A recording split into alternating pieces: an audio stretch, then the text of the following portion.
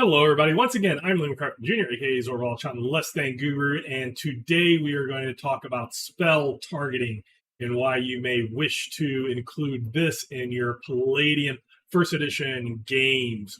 So, right now, from the core rules, and you look here, we're going to look at Fireball. This is on the Warlock spell list.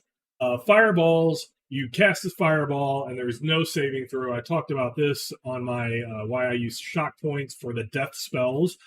It says saving throw, none except dodge, but the victim must know the attack is coming and must roll an 18 or higher. So the first thing is this a roll or do I get to add my dodge bonus to it?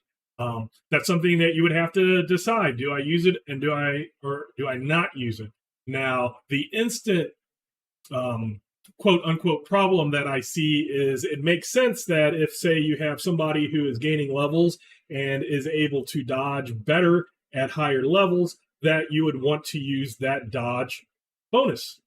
But then what it does is it makes it so that as you're increasing your levels of magic user type casters, that it's still an 18. So it doesn't increase if you cast it at higher levels or if you are at higher level.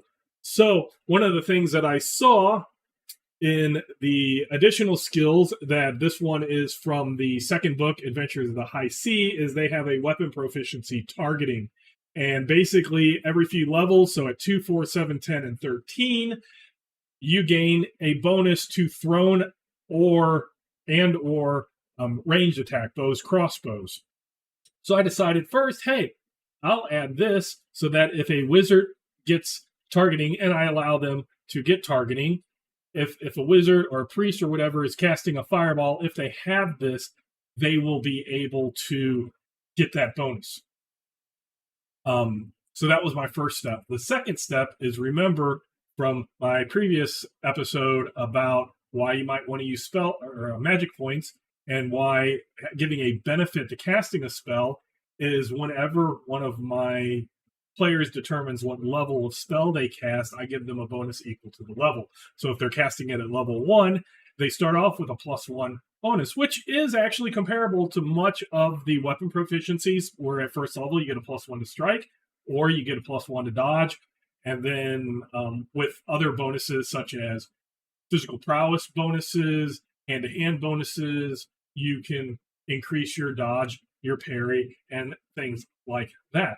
So I just gave it at a whatever level you cast it at, you get a bonus, and that is going to make it so that as you gain higher levels in wizards, your magic user class, or your clergy class, or your psychic class, that you're going to hit better, but you're also going to be able to perhaps dodge against those spells better as you advance. So a very, very simple thing that I added. And also then for your magic users, when they're low on points and they don't know, do I cast that spell at 4th level or 1st level? I only have 10 magic points left. Are they going to try a couple of times to cast that spell with only a lower, like a +1? Or do they want to really try to hit with that +4?